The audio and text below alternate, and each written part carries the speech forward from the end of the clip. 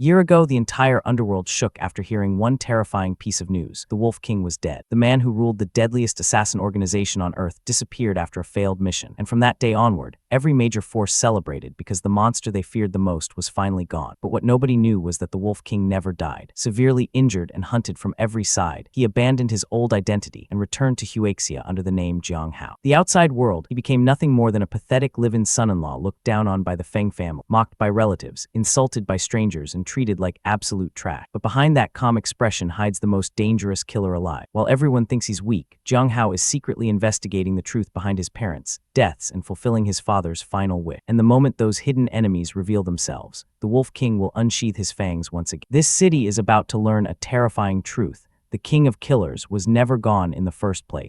The story begins from the Cell region in Africa. Here at nighttime, vultures are circling overhead and a full moon has emerged, casting an eerie glow over everything. This place looks less like a military installation and more like the entrance to hell itself. It is the most rampant region for global terrorism and has been termed the forbidden zone of death by governments around the world, the kind of place where even the locals lock their doors twice. Then we are shown a base completely made of iron, rusted and imposing, like a metal beast sleeping in the dark. At the entrance, two terrorists stand guard, probably dreaming of their paycheck or wondering if this shift will ever end. But suddenly, behind one terrorist, like a shadow given form, a killer appears. He places his dagger on that terrorist's neck, and in the next moment he blows off his head, clean-cut, efficient, the kind of move that takes years to master and seconds to execute. At the same time, another killer slits the throat of the second terrorist and finishes. This all happens within just 1 second, the kind of synchronized violence that would make a choreographer weep with envy. Then after killing both of them, the second man calmly places that terrorist's head on the ground, because leaving body parts lying around is apparently just part of the job, and says, "Boss, something does not seem right.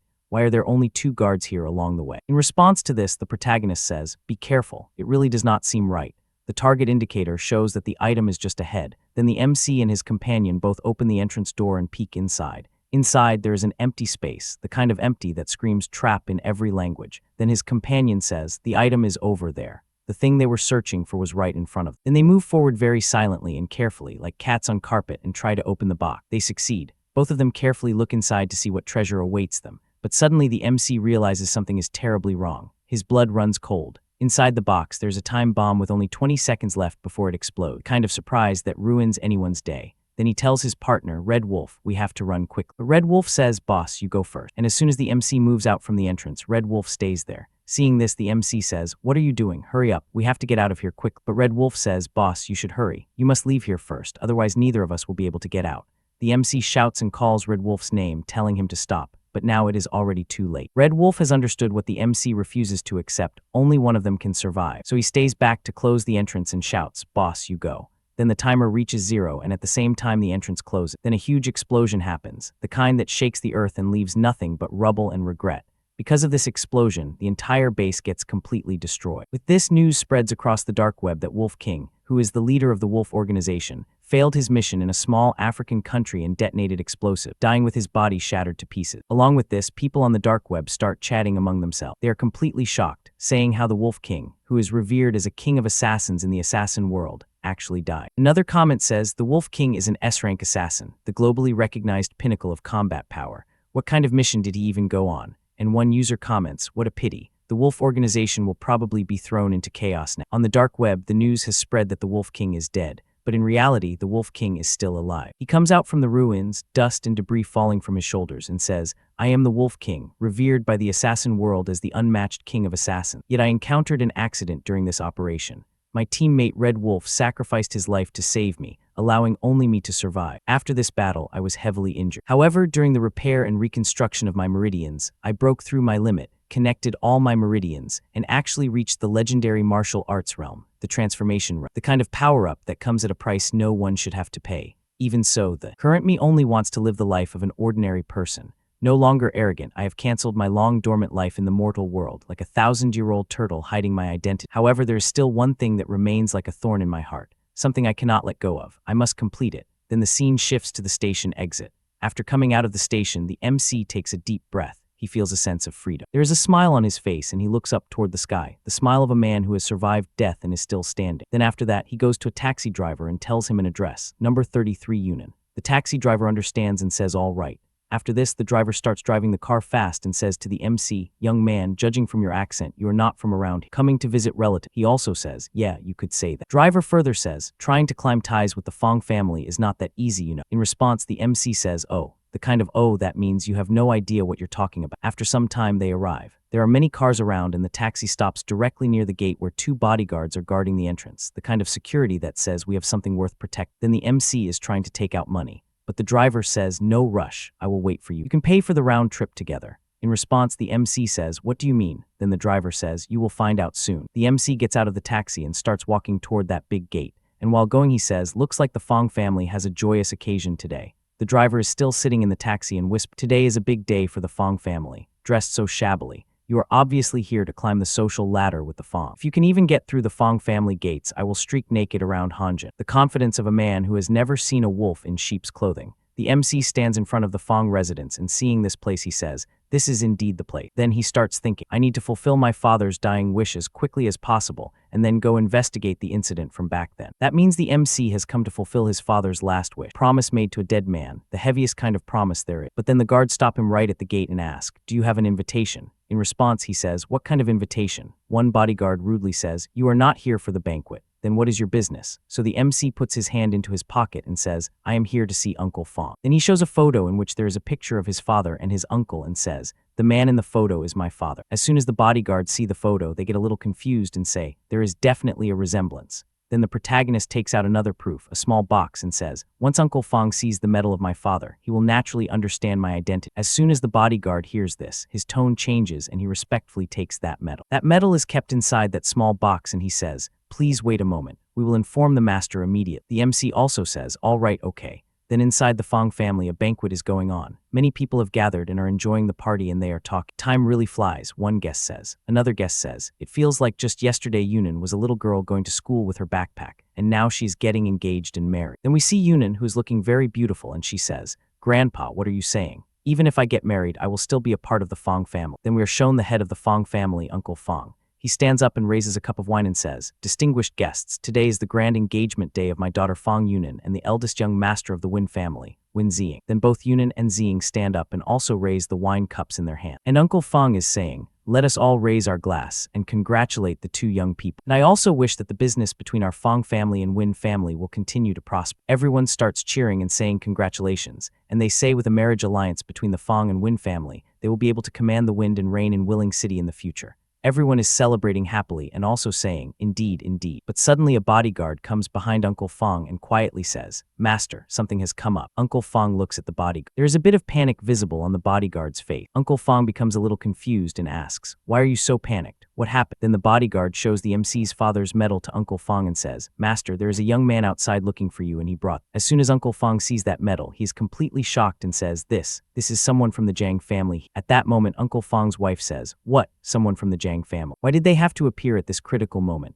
And Uncle Feng's daughter becomes surprised and asks, Mom, what Jiang family? Why did your expression change so drastic? Then her mother explains, back in the day, your father arranged a childhood betrothal for your sister with the Jiang family son, Jiang Hao. As soon as the daughter hears this, she is completely shocked and says, what? Then she says to her grandfather, Grandfather, if the visitor really is the son of the Jiang family, you must stand up for my sister. You cannot let her marry a stranger. Then her grandfather says, all right, don't panic. Jiaming, you go take a look first. Before leaving, Uncle Feng says, you all stay here and entertain the Win family for a bit. I will go see the visitor. His wife says, okay then. After this, he comes to meet the MC and the bodyguard also brings him into a room. Uncle Feng says, how? It really is you. There's a lot of happiness on Uncle Feng's face. And he says, I have looked so hard for you all these years. The MC also becomes very happy seeing Uncle Feng and says, I'm late and caused you to worry. Then both of them hug each other, the embrace of 2 men who have lost too much already. Uncle Feng says, it has been years since we last met and you are already a grown young man now. By the way, is your father doing well? Why did he not? In response, the MC pauses for a moment. His facial expression changes. He becomes sad, and in a sorrowful voice he says, my father passed away 10 years ago because his old injury relapsed. As soon as Uncle Feng hears this, he is completely shocked and becomes sad. He places his hand on the MC's shoulder, lowers his face and says, it's all my fault. Back then, if it were not for saving me, he would not have been injured. Howie, you must have suffered a lot these past few years. The MC says, it's fine, it's all in the past. He further says, by the way, Uncle Feng, I came this time to fulfill my father's dying wish. He told me to come find you, saying that once I found you, everything would become clear. After hearing the MC's words, Uncle Feng becomes serious and says, your father's dying wish, I understand, it's just that right now. At that moment, Uncle Feng's wife also comes there. Uncle Feng looks at her and says, "Why are you all out here?" The Win family affair settled. We see that the entire Feng family has come down. His wife says, "Yes, we arranged for people to see them off." Then Uncle Feng introduces the MC to everyone saying, "Howie, this is your aunt and Yunan. You still remember them, right? You two even played house together when you were kids." As soon as the MC sees Yunan, he becomes happy and says, "Sister Yunan, it's been years since we last met. You have changed so much. I almost could not recognize." Yunan smiles and says, "Hello, my childhood memories are a bit blurry too." But her sister is in a completely different mood. She is angry and says in an irritated tone, "Showing up after more than 10 years and suddenly appearing today of all days, let me ask you, what did you come here for today?" Hearing her words, the MC becomes slightly alert, and just then another person comes who is her brother. He says, "Is there even a need to ask?" "It's obviously for my sister, trying to climb the social ladder of our Feng family. Let me tell you, keep dreaming. My sister is already engaged to the young master of the Win family." At that moment, Uncle Feng suddenly shouts, "Jiming, shut your mouth." Then Yunan tries to understand what is going on. She becomes a little anxious and says, "Right, Dad, what is going on?" At the same time, the MC also says, "Uncle Feng, what exactly is going on? I came this time for my father's dying wish." After this, Uncle Feng becomes a little serious. First, he lowers his voice and says, "Howie." Then he looks at him and explains, "Back then, your father and I arranged a childhood betrothal for you and Yunan. That is your father's dying wish." As soon as both the male and female hear this, they're completely shocked and say, "What? A childhood betrothal?" The MC looks at his uncle in confusion, and his uncle further explains, "That's right. This is the agreement I made with your father in the past. Consider it a promise." Now the MC understands everything. He starts thinking, so my dad's dying wish was the childhood betrothal. Once you enter the martial world, it is as deep as the sea. Getting married now will only harm myself and others. Then he says, "Uncle, if this is my dad's dying wish, then I wish to cancel this marriage." But the girl's brother does not stay quiet. He shouts, "You rushed over here today just because you found out that my sister and the young master of the Win family are getting engaged, didn't you?" And the girl also says, "That's right. You are just afraid you won't be able to climb the social ladder of our family." At the same time, Uncle Feng is completely shocked and says, "What?"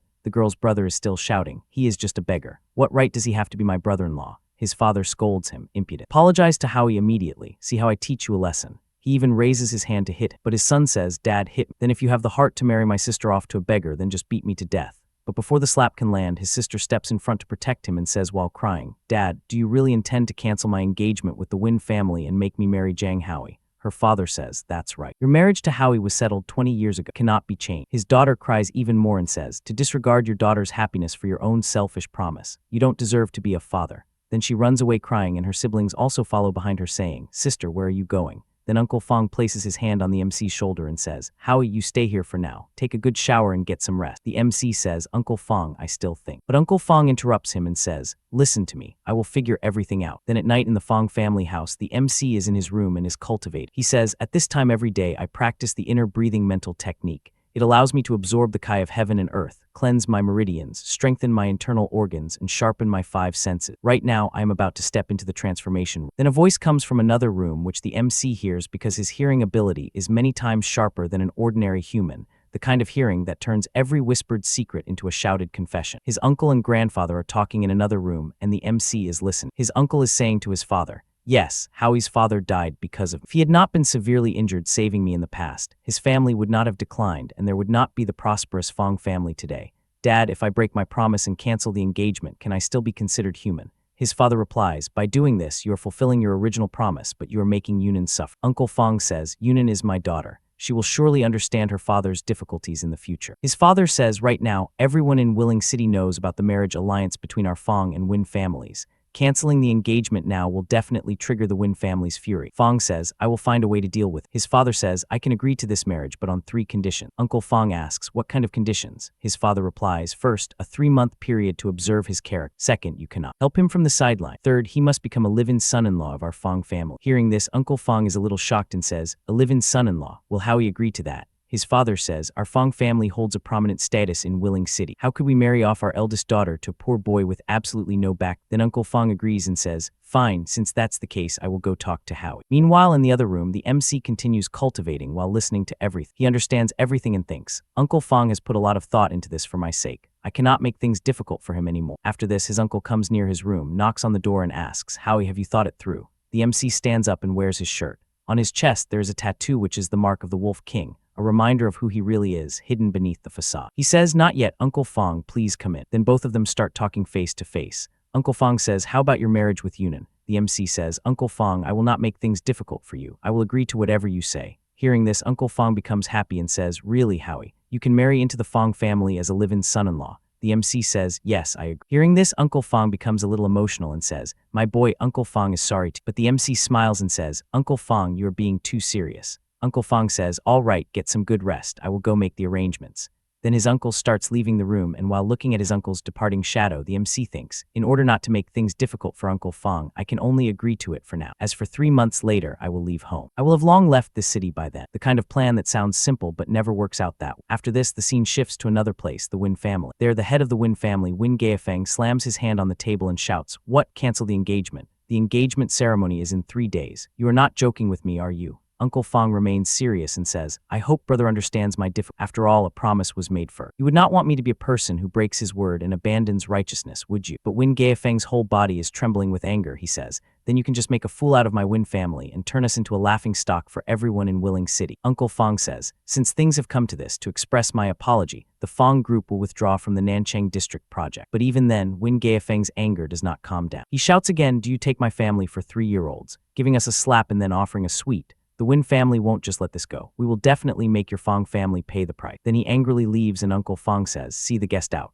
After that, the scene shifts again and we see a cyber cafe. In the cyber cafe, many people are present. Some are playing games, some are working, and some are enjoying themselves. The MC is also there. He has come to clear some things, to investigate something. He is rapidly typing on the keyboard, searching for information. On the computer screen, there is an image of a butterfly and a news headline. "XXX trade employees published XXX info news." He is thinking. On the screen in front of him, there is a photo of an old man. It is written that an overseas grandmaster and the southern first master known as the Eastern Roaming Dragon has had a global kill order issued on him by the close family with a bounty of $200 million US. The MC thinks he is an S-rank martial arts grandmaster. He is worth this price, but why is he being hunted down? So that's why. Then he sees another news. A female student from a certain Huaxia university was raped and murdered, and the suspect was a direct descendant of the close family. This descendant also sent people to assassinate the female student's mother, who kept trying to file a lawsuit. Panam could not stand by, so he assassinated the descendant along with over a dozen of his personal bodyguards. The MC thinks, Panam has a deep-seated hatred for evil, truly worthy. Being my master's close friend.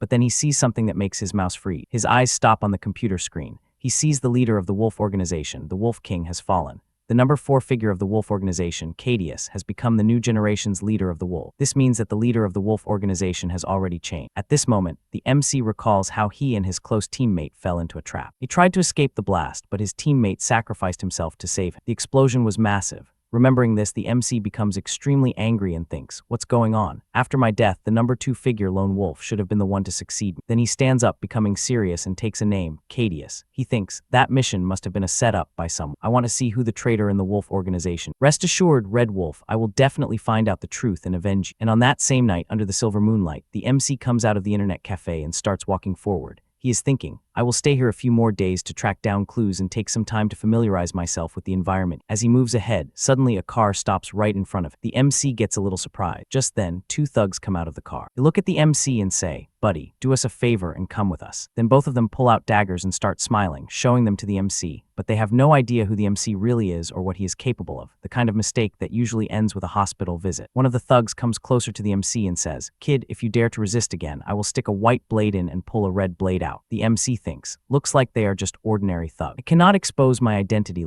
let's see what they want to do first. So the MC pretends to cooperate. He raises his hands and says, you two, let's talk this out, don't use violence. The other thug says, quietly get in the car. As the car door opens and the MC looks inside, he sees that there is already another hostage sitting inside. She is a girl. Her mouth is taped shut and she is crying. She has also been kidnapped, a complication he hadn't planned for. Then all of them get into the car and one thug takes out a rope to tie the MC. But before that, the MC says, guys, if you're robbing me, I only have $300 in my pockets. I can give it all to you. But the thug says, shut up, don't try any tricks. We are not grabbing you for your $300. Hearing this, a faint smile appears on the MC's face, the smile of a predator who has just realized he's been surrounded by prey. He looks at them and says, if not for money, then why are you grabbing me? The other thug replies, don't ask so many questions. You will find out when we get there. After it's done, we will even give you a large sum of money. Hearing this, the MC becomes slightly surprised, but he continues to cooperate with them. The thugs make him sit inside the van and take him somewhere else. But they have no idea what is about to happen to them or to the person behind all of this, the kind of ignorance that usually precedes catastrophic regret.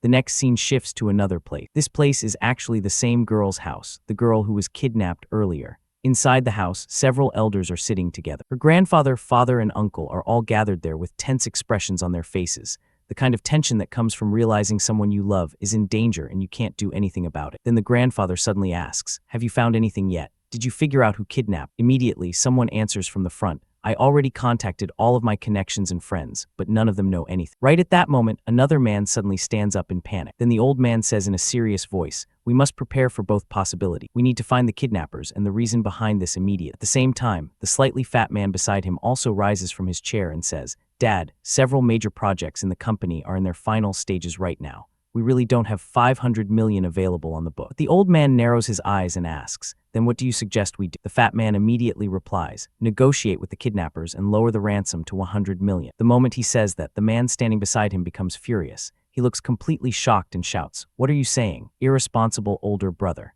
If it wasn't my daughter Yao who got kidnapped, but your son Jiang Feng instead, would you still say the same thing?" That makes it clear that the glasses-wearing man is Yao's father, a man whose world has just been turned upside down. But the fat man coldly answers, "Even if Jiang Feng were kidnapped, I would still do exactly the same thing." Hearing those words, Yao's father becomes extremely angry. However, before the argument can continue, the grandfather suddenly slams his hand onto the table and roars, "That's enough. Stop arguing." Then he says firmly, "No matter what method we use, find a way to gather the 500 million. Money is just money, but if she's gone, then she's truly gone." The kind of wisdom that only comes from age and loss. After that, the scene shifts toward the kidnappers' hideout. Their vehicle drives through the giant gate of an abandoned factory-like area. The place is completely isolated and eerie, the kind of location that movies use for final showdowns and bad decisions. Then the kidnappers drag both the kidnapped MC and the girl out of the car. The MC quietly observes the surrounding. He remains silent the entire time, cooperating calmly without resisting. Right after that, the cloth covering Yao's mouth gets removed. The moment the tape comes off, the poor girl immediately screams in fear, "Help, I'm being kidnapped."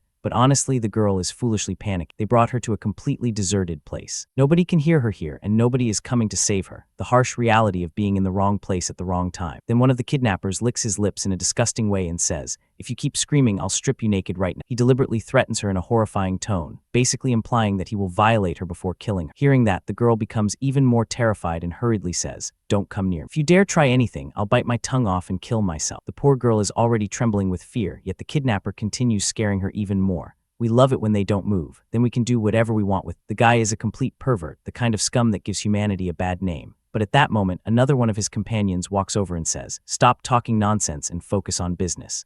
Then the kidnapper grins and says, "All right, boss. My video shooting skills are top-notch." After that, they bring out a camera. The frightened girl immediately asks, "What are you planning to film?" Then she nervously says, You want to film a murder video to terrorize the Jean family into giving you the ransom." The boss smirks and replies, "You're quite smart, little girl." Hearing that, the girl angrily curses at them, "You animals, you're all unbelievably cruel." Soon after, one of the kidnappers walks toward the MC while holding a dagger. Then the MC calmly asks him, "Didn't you say you would give me a large amount of money after this was done? Why are you going back on your word?" The kidnapper laughs mockingly and replies, "Don't worry. Once you're dead, we'll definitely burn a massive amount of hell money." Then he bursts into laughter again, the kind of laugh that comes from someone who has no idea they're already dead. Right after that, the MC gets tied tightly to a giant iron pillar. The filming officially begins. The girl is already terrified out of her mind. She hurriedly tells the MC, "Hurry and beg for mercy, otherwise they'll kill you." But instead of feeling threatened, the kidnapper becomes even happier and says, "You're actually not afraid. I respect you as a real man. I can help pass on your last words, but it won't be free. You'll have to give me all your money." Even at a time like this, the bastard is still obsessed with money. Just how poor and greedy is this guy? Then the MC coldly says, "I did not want to resort to killing. Why must you court death?" The kidnapper immediately bursts out laughing. Is this guy really a complete idiot, bargaining shamelessly at death's door? None of them realize who the MC truly is, the most dangerous kind of mistake. Then the MC calmly says, "I agree." The kidnapper looks confused and asks, "You agree to what?" The MC replies, "The last word's fee, except you will be the one paying me." The kidnapper laughs while patting the MC's shoulder and says, "He's so stupid. I don't even have the heart to kill him anymore." At that moment, their boss suddenly stands up from his chair. He is holding a massive machete in his hand. "Then let me do it." In the next second, he charges forward violently. Meanwhile, another thug shouts excitedly. When second brother gets angry, even the king of hell trembles. Then the boss swings the machete directly toward the MC. Seeing this terrifying scene, the girl tightly shuts her eyes in fear. But only 1 second later, she slowly opens them again, and the sight before her completely shocks her. In the very next moment, the MC throws a devastating punch directly into the attacker's face, instantly shattering all of his teeth. The man gets blasted backward and crashes onto the ground unconscious. All of the other thugs are completely stunned. Second brother is dead. Just a single punch, the MC completely destroyed him. the kind of force that makes you question everything you thought you knew about fighting. Immediately after that, another man pulls out a gun and shouts, "Brothers, I'm going to shoot this bastard dead." But right at that moment, something falls near the MC's feet. The MC instantly kicks the piece of metal lying on the ground. The iron fragment shoots forward at terrifying speed and slams directly into the gunman's hand. In a single instant, the thug's hand gets horribly mangled. Blood sprays everywhere and the gun falls from his grip. At the same time, several more armed thugs rush forward to attack the MC. One of them fires immediately, but the MC's reaction speed is unbelievably fast. He rushes toward them while dodging the bullets effortlessly, the kind of agility that makes you wonder if he's even human. Then, in a single movement, he attacks one thug's neck and drives his hand directly through the man's chest. The second thug becomes terrified, but before he can even react, the MC thrusts his hand straight through another man's chest as well. The bald thug standing nearby is completely horrified. He cannot even react properly to what's happening. Then suddenly he feels an overwhelming pressure. Trembling in fear, he asks, "WH, who exactly are you?" And in the next instant, the MC suddenly appears directly behind him like a ghost. In a cold, evil-like voice, he says, "My name is not something you are worthy of knowing." Before the bald man can react, the MC grabs his head and slams it violently into the ground. After that, the MC casually takes all of his money as well. "Oops, I only collected the last word's fee, but forgot to ask for it first." Then he steps directly on the bald man's face, the kind of casual cruelty that only the truly powerful can afford. At that moment, Yao's voice suddenly calls out to him, "Hey, could you please come over and untie these ropes for me?" Without saying a word, the MC casually throws a knife. The knife flies straight through the air and perfectly cuts her ropes apart. The girl is completely shocked by his terrifying accuracy. After that, the MC immediately starts walking away without saying much. From behind him, the girl hurriedly says, "Thank you." But the MC coldly replies, "There is no need to thank me. Don't tell anyone I was here." He clearly wants to hide his identity, the mark of a man who lives in the shadow. After saying that, the boy simply leaves. Sometime later, police and emergency vehicles arrive at the scene. Yao has already been rescued and is now sitting beside an ambulance wrapped in a blanket. Soon, her grandfather and father arrive as well. The moment her grandfather sees her safe, he becomes emotional. The girl immediately runs into her grandfather's arm. Tears fill her eyes as she cries uncontrollably, the release of all the fear she had been holding in. At that moment, a police officer walks over and asks, "Miss Jean, what kind of person killed these kidnappers and saved?" The girl first wipes the tears from her eyes before replying, "He was masked. I didn't see his face." The officer continues, "Then what was his build like?" The girl calmly answers, "Chubby and short. He should be a middle-aged man in his 40s. From behind her, the grandfather nods and supports her statement. Yes, she's protecting her savior, even from the law, a debt of honor she intends to repay. After that, the scene shifts once again. Very late at night, the girl has already returned home. Her grandfather is now sitting across from her. Then the old man slowly begins questioning, "Yao Yao, I watched you grow up. I understand your temperament and personality better than anyone. You lied to the police today, didn't you?" The girl lowers her head slightly and says, "I actually saw my savior's face, but he saved me. I cannot repay kindness with betrayal and enmity." The grandfather nods slowly and says, "It is naturally a good thing that you kept your promise and understand how to repay kindness." Then his expression becomes serious. "But Grandpa also needs to remind you, our Jean family is a prestigious family." It's still unclear whether that savior rescued you out of pure confidence or if he has some alternative motive. The girl quietly responds, "Grandpa, I understand." The old man then says gently, "You've had a difficult day today. Go back to your room and rest early." After that, the girl returns to her room. She closes the door behind her and leans against it silently. Then she falls deep into thought. Did he really have some alternative motive in saving? Meanwhile, after Yao leaves, another man walks over toward the old man and says, "Elder Jean." The old man immediately orders, "Starting tomorrow, you will personally be responsible for protecting Yao's safety. There cannot be a single mistake." The man respectfully nods. "Rest assured, Elder Jean. Do you have any other orders?" The old man's face turns serious again as he says, "Secretly investigate who exactly killed those kidnappers and saved Yao." Meanwhile, on the other side, the MC is rapidly running through the streets at incredible speed. He's using his movement technique and lightness skill called scheming shadow step. His body moves like a shadow in the night, and within a short amount of time, he arrives near his future father-in-law's house. Then he opens the gate and walks inside. The moment he enters, his future in-laws are already sitting there waiting, for the kind of reception that suggests they've been waiting specifically to confront him. Suddenly, the young man there immediately shouts angrily, "Grandpa, does Jiang Hao really take our Feng family seriously? He just entered our doors yesterday, and today he dares to come back this late." The MC calmly replies, "Do the Feng family rules specifically stipulate a return time at night?" Hearing that, his future brother-in-law becomes even angry. But before he can continue, Uncle Feng suddenly says, "Insolent. Even though Howie hasn't married your sister yet, you should still call him brother-in-law. How can you be so rude?" But the future brother-in-law angrily yells back, "A poor boy with no education and no background. What qualifications does he have to become my brother-in-law? Compared to Brother Jiaming, he's like a firefly trying to outshine the bright moon." Then he continues arrogantly, "You probably don't even know this, do you? Brother Jiaming's godfather is the leading authority of Willing City's underworld, Lord Lei. Right now, our Feng family has made the Win family a complete joke throughout Willing City. Do you think Lord Lei won't help his own godson get revenge? Uncle Feng's expression turns serious. As he says, the underworld rumors are almost certainly true. After saying that, his son snorts coldly and storms away from the room. At the same time, Aunt Feng also glances coldly at the MC before leaving as well. Only Uncle Feng stays behind. Then he walks over, pats the MC's shoulder and says gently, "Howie, don't take it to heart.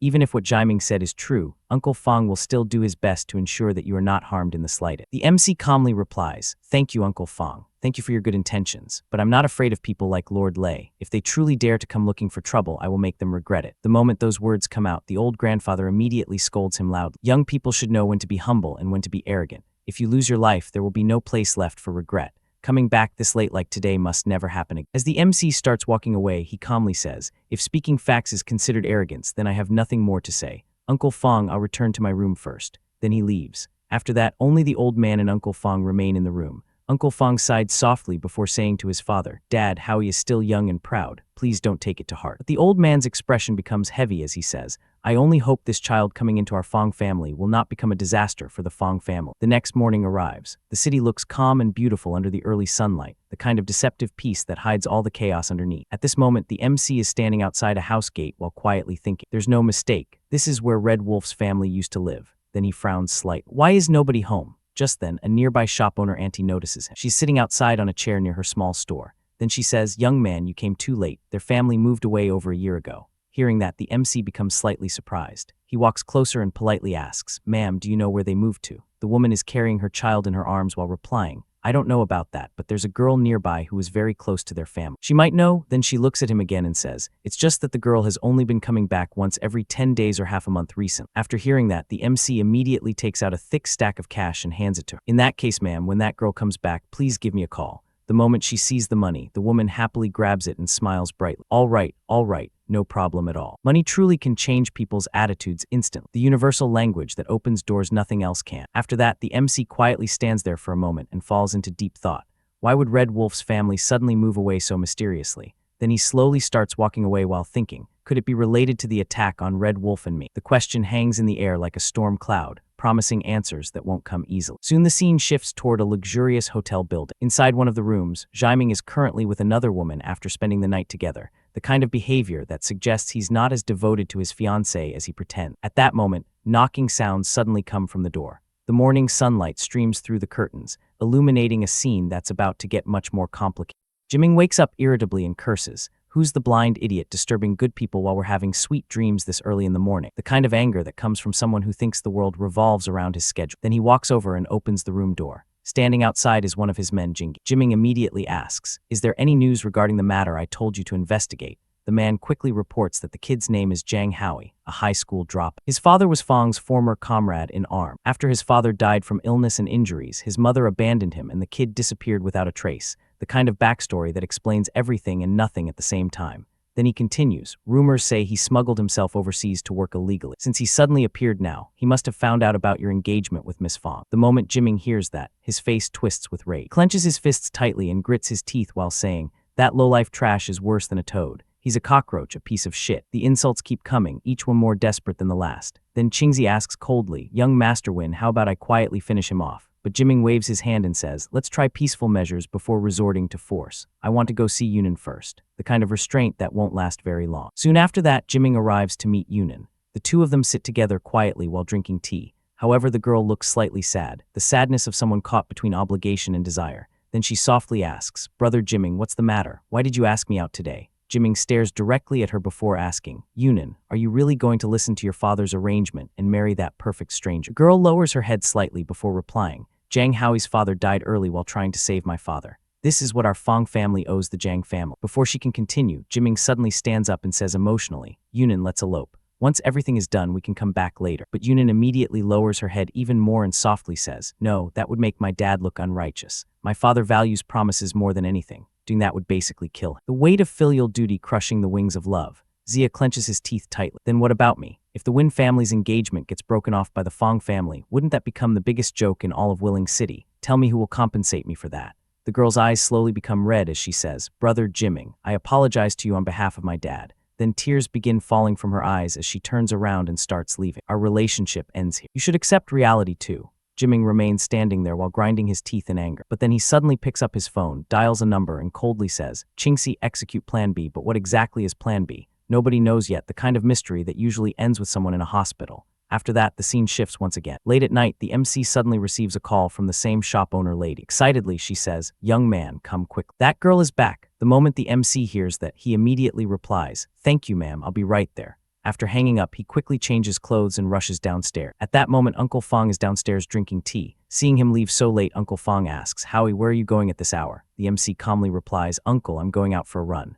At midnight, the kind of excuse that fools no one but is accepted anyway. Then he immediately leaves. Outside, he stops a taxi. The driver asks, "Buddy, where are you headed?" The MC answers, "Ping Road." The driver nods, "All right, get in." But the moment the MC enters the taxi, he notices another rough-looking man already sitting inside. Then the taxi driver awkwardly explains, "Sorry, buddy. The taxi industry is in a slump right now, so I'll be picking up another passenger along the way." The kind of excuse that might be true but probably isn't. Soon the taxi starts moving. However, after some time it feels like the driver is taking a completely different route. The MC's eyes narrow slightly as he asks coldly, "Where exactly are you guys heading?" The question hangs in the air like a blade waiting to fall. Inside the taxi, the main character looked confused as he questioned the three guys riding with him. He asked, "We're just giving this big guy a ride home. His place is really out of the way. This doesn't look like Nanjing North on Menjiang Road at all. What is this place? Who are you people, really?" The thug in the front seat turned around with a smirk that could curdle milk and replied, "Fine, we'll be straight with you. Our boss wants to see you. Relax, we're almost there."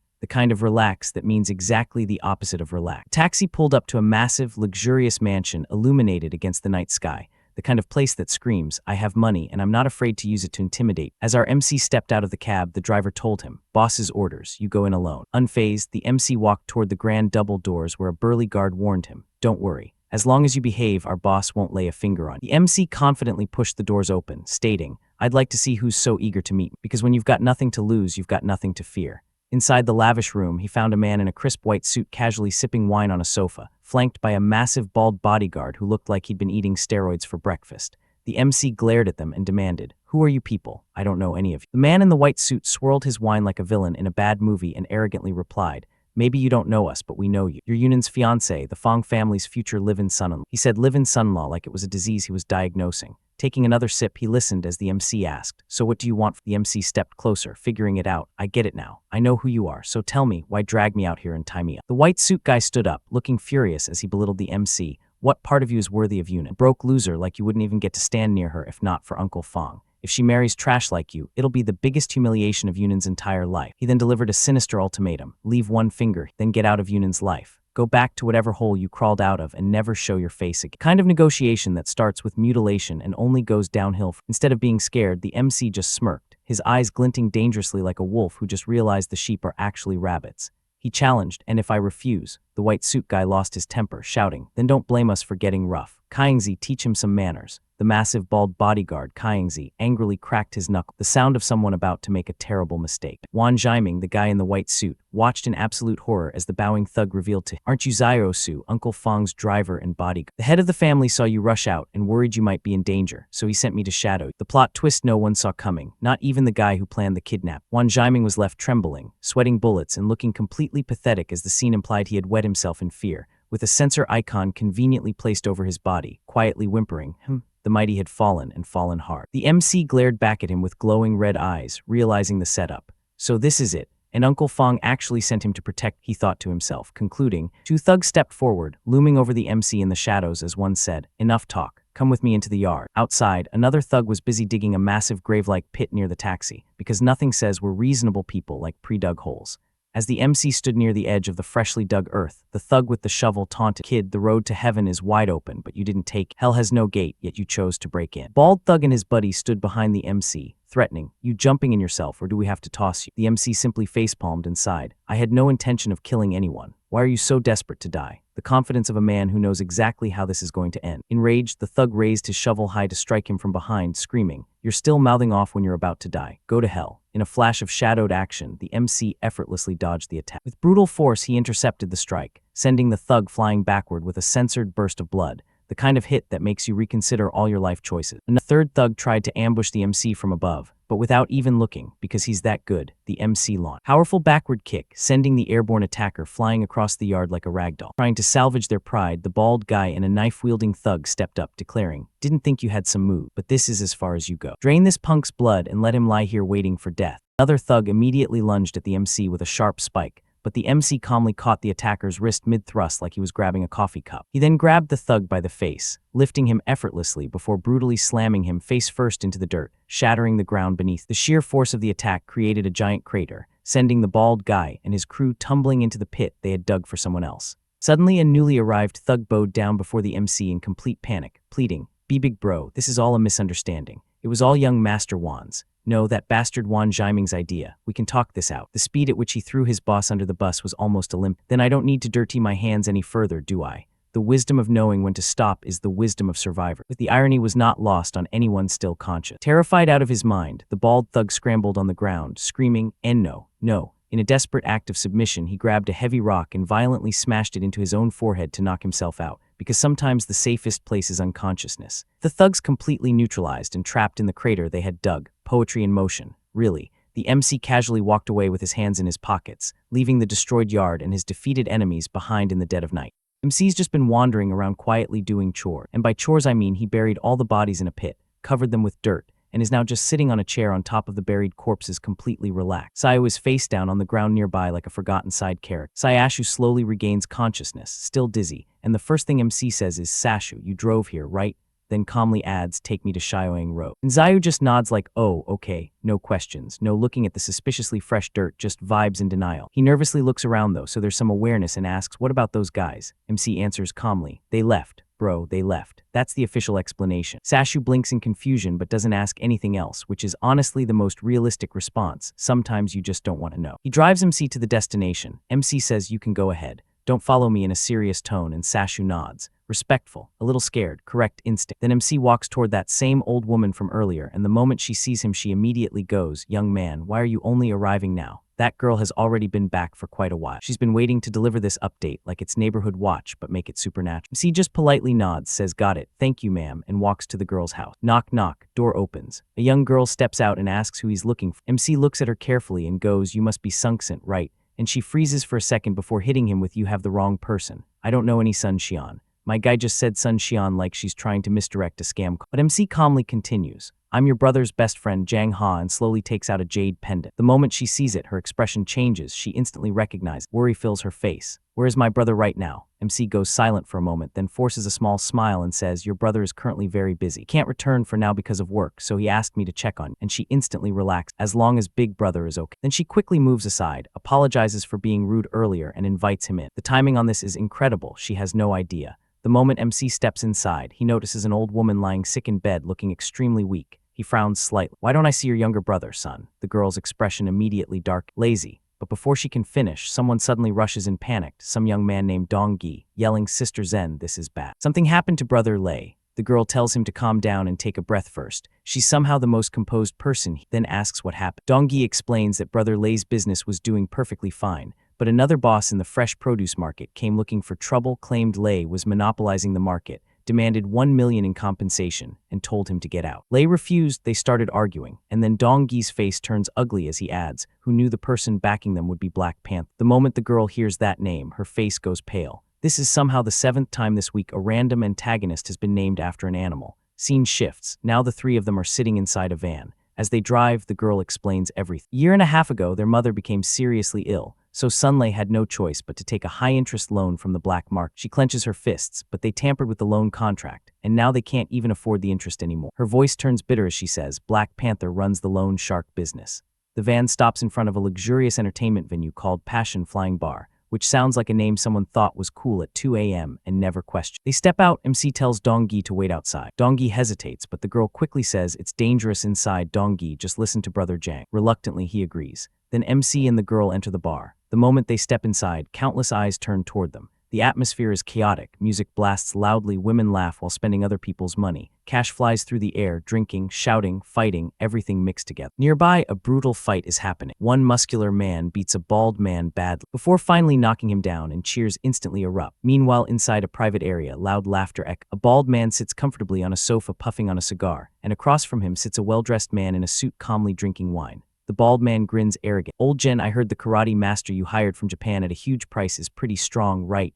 The suited man smiled. "He really is." Just then, one of the bald man's lackeys rushes over. "Brother Bao's son's sister is here." The bald man waves lazily. "Let her in." The thug brings both the girl and MC over. The girl immediately bows respect. "Brother Bao." The bald man leans back arrogantly. "Cut the crap. Pay the money or say goodbye to Sunlay's tendon." MC calmly steps forward. "Brother Bao, we're here to resolve the debt issue. There's no need for violence." Instantly, one of the thugs steps up aggressively. "Kid, are you tired of living? How dare you address Brother Bao like?" But before he can act, Brother Bao suddenly stands up and says, "Wait." He slowly walks toward MC, cigar still in his mouth, looks him up and down and goes, "Fine. Tell me, how exactly do you plan to resolve this?" His tone turns threatening. "If I'm not satisfied, you'll die miserably." MC remains completely calm. "Loan sharking is illegal. Lei never borrowed that much money. I'll give you 50,000 and we write off the debt. As for illegally kidnapping him, if you apologize to Sunlay later, we won't pursue the matter further." The moment Brother Bao hears this, he bursts out laughing. "Haha, you've got guts." Then his face darkens. "I, Black Panther, have been in the underworld for over a decade. No one has ever dared insult me like this." MC calmly replies, "If I win, the debt is completely written off, right?" Brother Bao laughs again. "You're arrogant." He points toward the arena. "If you actually win, not only will the debt disappear, I'll kneel and call you grandpa." Soon the whole group heads toward the underground boxing arena. The girl looks nervous. She has no idea how strong MC really is. Meanwhile, Brother Bao grins proudly. He also has no idea what kind of nightmare is about to hit. MC steps into the fighting arena. His opponent immediately mocks him. "Come here, little brat." The referee steps forward. "Begin." The opponent moves first with a heavy punch flying straight toward MC. The girl instantly panics and shuts her eyes. But the next moment, MC suddenly appears in midair. Bang! The opponent smashes violently into the corner wall instead, clutching his head in pain as blood slowly trickles down. Meanwhile, MC stands on the opposite side, smiling calmly, almost teasing him. The man's eyes instantly turn red with rage. Roaring furiously, he charges at MC once again. And MC remains completely calm. "My guy didn't even break a sweat. This is going to be a very short fight." So Jiang's looking sharp in a dark suit, standing over this guy who's absolutely wrecked, and you can just tell he knew how this was gonna end before it even started. The martial artist's face is a mess, bruised, bleeding, the whole thing. But he still charges with this desperate YAHHH like that's gonna do something. Leaps into the air for a flying punch, which looks cool in theory but in practice. Bro. Jiang just casually raises one hand and catches it in his palm like he's swatting a fly. Then a knee to the gut that makes blood spray out of the guy's mouth, followed by a kick to the face that sends him flying clean out of the ring. He lands right at the feet of this tattooed bald guy smoking a cigar who clearly thought he was the biggest predator in the room. Cigar drops out of his mouth, eyes go wide, and he's stammering, "This is impossible." Jiang looks down at him with this confident smirk and says, "Someone who hasn't even entered the blood and Chi realm is considered an expert." Bald guy loses it, pulls out a gun, aims it right at Jiang, screaming about death being at his door and sending him to see his grandma. Yian's behind him panicking, yelling, "Big brother Jiang, look out." And Jiang is just standing there calmly holding an apple with a knife stuck, because nothing says "I'm not worried" like playing with fruit while someone's pointing a gun at. He gives this relaxed little smile and says, "I really don't want to kill anyone, but you forced my hand." Kind of warning people never take seriously until it's too late. Flicks his wrist. The apple turns into a deadly projectile, hits the bald guy square in the chest, gun fires wild into the air. Guy flies backward, and someone in the crowd yells, "Murder."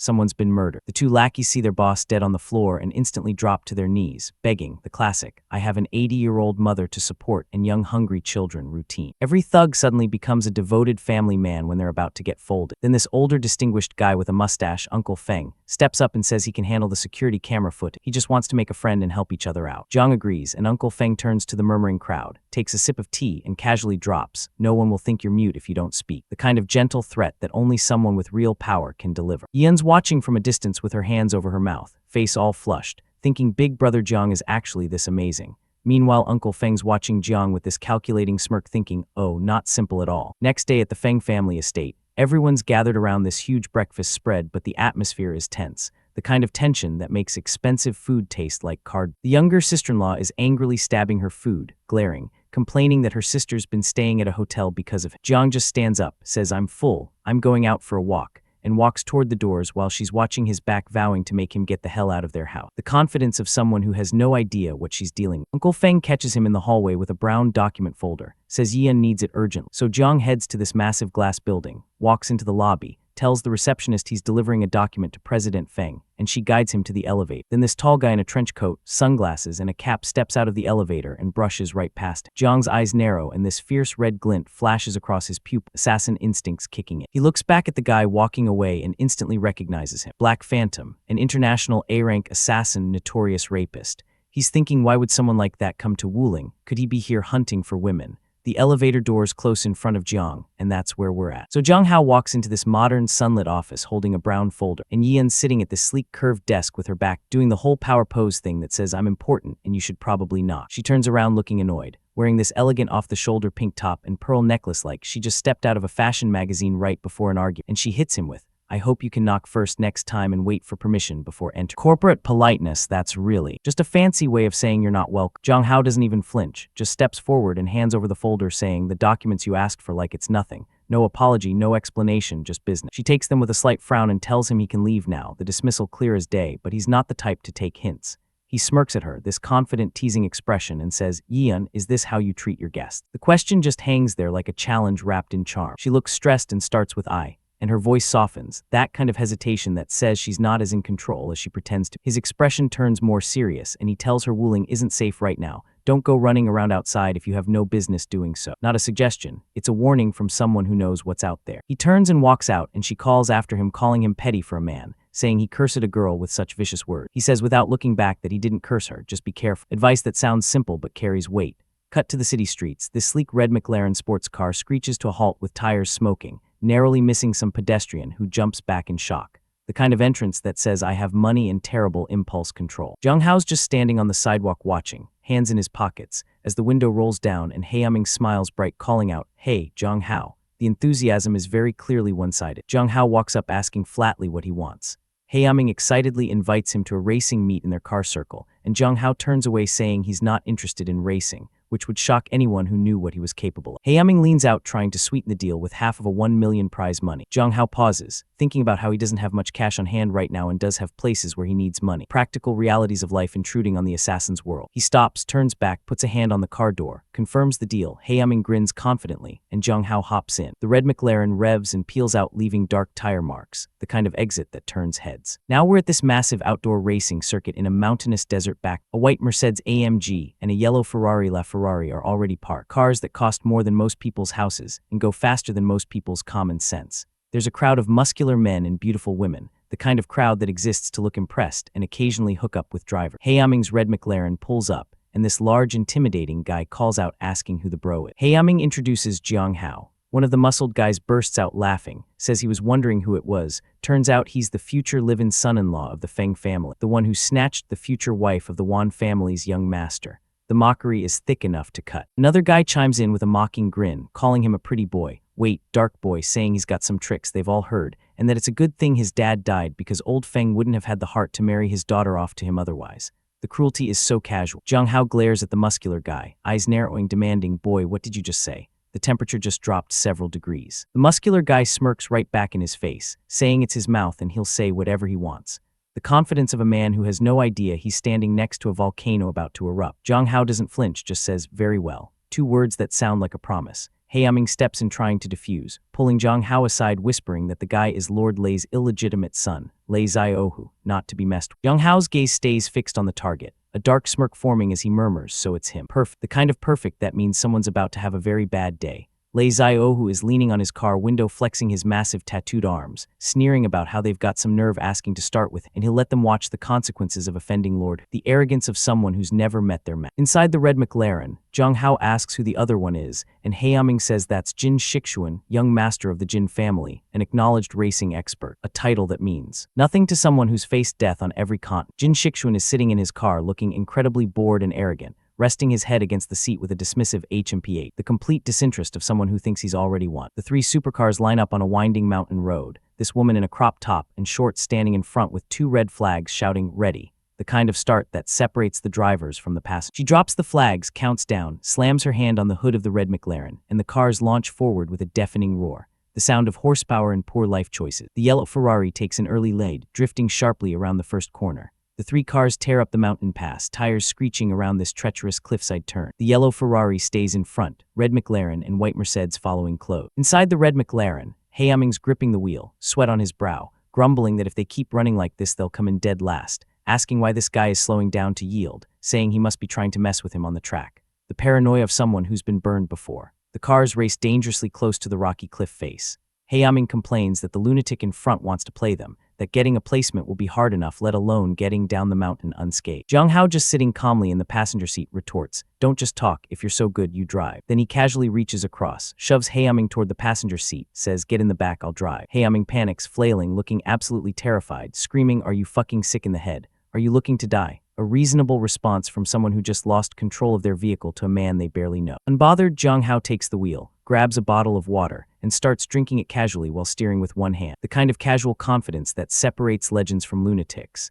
Heaming loses his mind, yelling that there's a W-shaped sharp turn 30 meters ahead, and he's drinking water while driving. The panic is justified, the response is not. The red McLaren suddenly accelerates, rushes up behind the leading cars, and Jiang Hao smirks, saying not to panic, because the good show is just beginning. Heaming looks out the window with his jaw dropped, saying he originally thought he was a country bumpkin, but Big Bro actually knows how to drive. The realization hitting him like a ton of bricks. Inside the yellow Ferrari, Raizel, who looks in his rearview mirror, shocked to see the red McLaren catching up, cursing and wondering if Feng Heaming actually improved. The kind of shock that comes from realizing your opponents aren't where you left. He grips the wheel with this wicked grin, saying at the next W-shaped turn, he's going to make him flip over. The confidence of a predator who doesn't realize he's become the prey. As they approach the dangerous turn, Raizel, who realizes the red McLaren is right on his tail, and calculates that there's not enough space to overtake, a reasonable assumption based on normal driving and sane people. The red McLaren suddenly jerks sideways, perfectly drifting the corner right beside the yellow Ferrari. The maneuver is flawless, executing a high-speed drift on the outer edge of the curve, the kind of move that makes professional drivers weep with envy. Someone watching marvels, saying this maneuvering and drift, even a professional racer can't compare. The admiration of those who recognize greatness. The red McLaren easily overtakes the yellow Ferrari, pulling ahead as they exit the turn. Inside the yellow Ferrari, Raizel, whose face contorts with rage and disbelief, yelling "What?"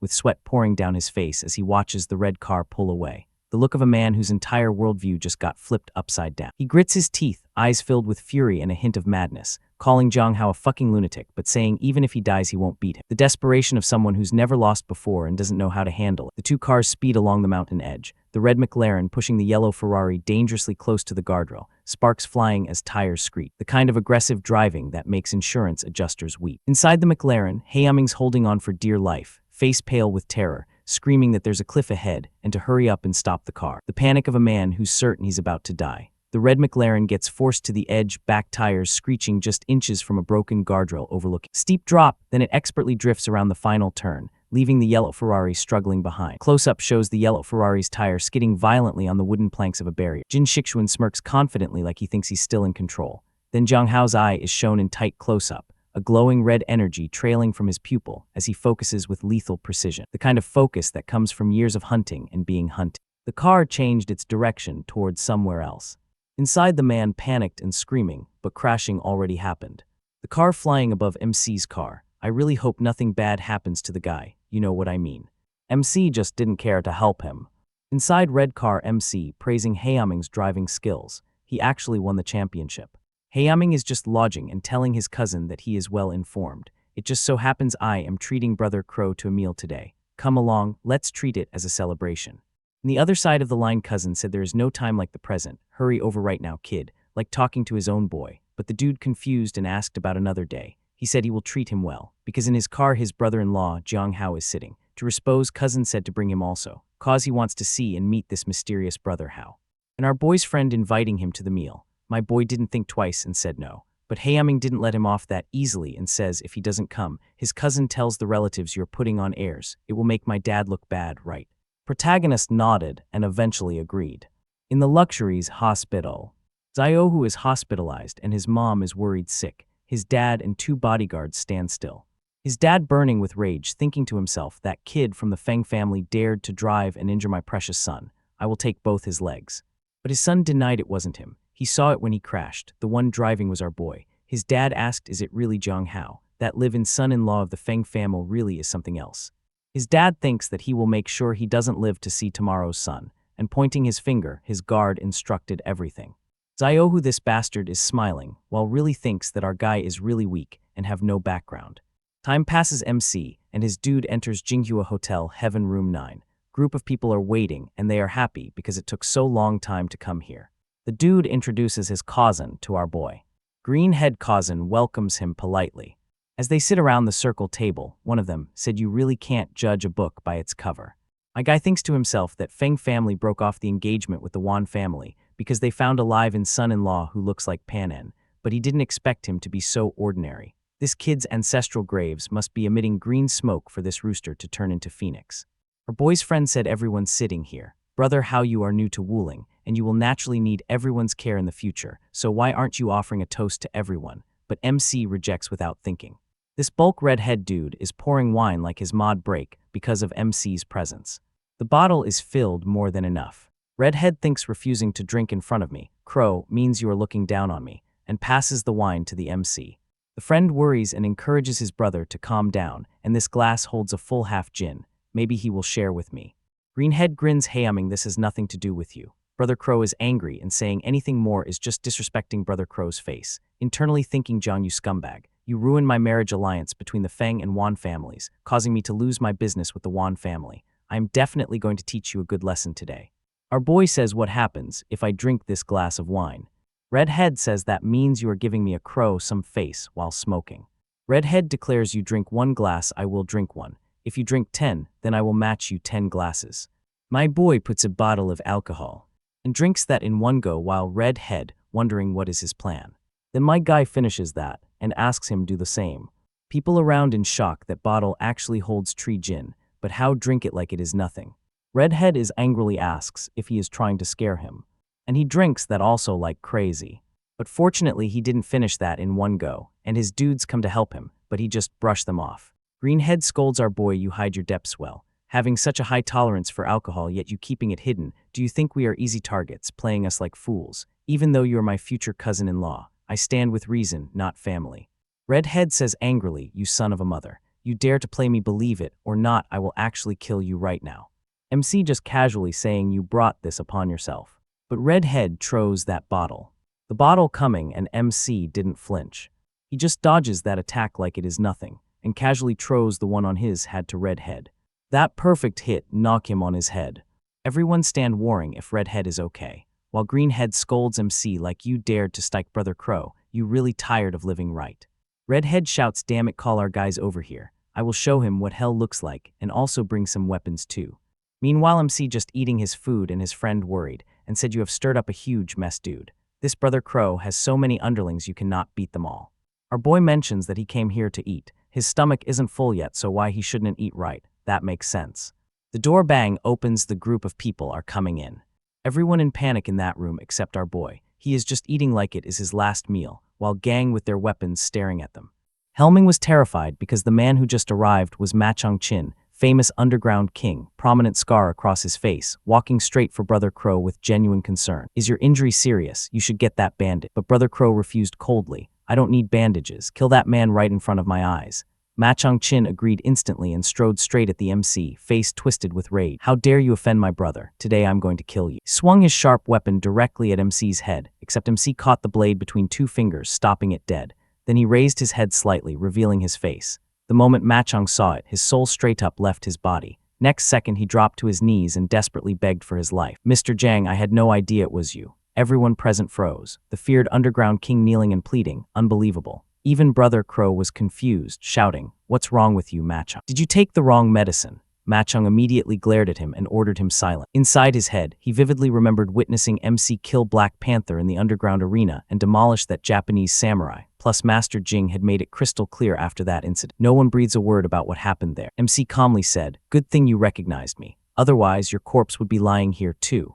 Ma Chong gratefully thanked him for sparing his life. MC waved him off, "Stand up, don't interrupt my meal, leave." Ma Chong respectfully thanked him again and prepared to bounce, but Brother Crow stopped. "No one is leaving." Ma Chong turned and warned, "Crow, you're making a huge mistake. You've picked a fight with the wrong person. If you want to live, leave this place immediately." He remembered Master Jing's order, absolute secrecy about the underground arena, but Brother Crow refused to listen, loudly announcing a 1 million reward for anyone who killed MC. That massive bounty shocked even Ma Chong's own companions, and tempted by the money, they stepped forward to attack. Before they could get close, Ma Chong himself attacked them and blocked their path. If you want to stay alive, leave quiet. Otherwise, whatever happens next isn't my responsibility. And if anyone dares disrespect Mr. Jiang again, they'll answer. Fear spread through the group. Ma Cheng led his people away. Brother Crow also started leaving, but before exiting, he glared at MC and said through clenched teeth, "This isn't over yet, just wait." Then he stormed out. Scene shifted elsewhere. A news report played on a mobile phone. Last night, one of the city's top 3 female middle school students was brutally murdered after being assaulted. The crime scene is located only 1 kilometer from the school. Police are making every effort to solve the case and urge women to minimize unnecessary outings to protect their safety. The report was being watched by the very man responsible for the crime. While casually drinking alcohol, he muttered,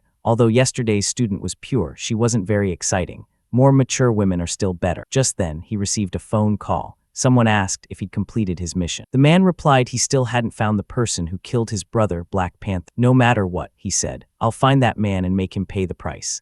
Meanwhile, another man sitting inside a car spoke to him over the phone. "You really haven't been doing your actual work. You've been running around chasing women again. Wishing is the birthplace of martial arts, and nobody knows how many hidden masters are there. Be careful." Black Butterfly just sent the latest intelligence. The 3 S-rank assassins hired by the Chu family have already entered Wishing's territory. Hearing this, the man was visibly surprised. "In that case, it seems Brother He won't be able to make a move this time." The person on the other end warned him again. "I'm warning you, she is currently the focus of the dark world. Don't become overconfident." The man casually replied, "Relax, I know exactly what I'm doing." Just then someone knocked on his door. Maintaining full caution, he approached while holding a pistol fitted with a suppressor. After opening it, another man entered and respectfully addressed him as Second Master. "So I finally get to see you," the visitor said. Second Master nodded. "Come inside and talk." He immediately asked, "Tell me who killed my brother." The visitor answered, "It was a country bumpkin named Feng Wu. He's the living son-in-law of the Feng family." Second Master frowned. How strong could a mere living son-in-law possibly be? The visitor then showed him surveillance footage along with a photograph of Jiang Hao. "Of course, he can't compare to you, Second Master. However, this living son-in-law is quite handsome. People say his looks aren't inferior even to famous celebrity." The moment Second Master looked at the photo, vile thoughts crossed his mind. "Then I'll capture him," he sneered. "I'll capture his fiancée, violate her right in front of Jiang Hao, and then kill her." Story shifted back to MC. He was heading somewhere to buy a gift and thought to himself, "There's still plenty of money left from what I earned over the past few days. After helping the Red Wolf family, I'll buy an ancient painting as a gift for Master." Soon he arrived at Langian Pavilion. After entering, he looked around at the various antiques and artworks on display. Before long, his attention was drawn to a particular painting. A staff member walked over and explained, "This is picture of green pines created by the Wood Dynasty painter Jian Guang." Several other customers gathered around, admiring it and praising its quality. Suddenly MC calmly declared, "This painting is fake." Everyone nearby was stunned. The employee immediately exclaimed, "This gentleman is saying our painting is fake." He then looked at MC seriously and said, "Sir, our establishment is a time-honored brand. You'll have to pay the price for making accusations like that." MC calmly replied, "The genuine cannot become fake and the fake cannot become genuine. Why would I slander you?" The employee responded confidently, "Our shop offers triple compensation for any counterfeit item purchased. In hundreds of years of business, we have never sold a fake." MC pointed directly at the painting and said, "Triple compensation for a fake, is that right? Then I want this paint. And while you're at it, tell your boss to come downstairs."